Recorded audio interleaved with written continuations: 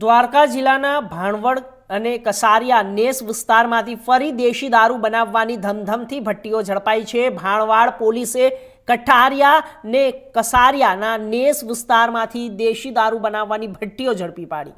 ભાણવડના કસારિયા નેસ પાસે આવેલ તળાવ નજીક ચાલતી દેશી દારૂની ધમધમતી ભટ્ટી પર પોલીસ ત્રાટકી હતી।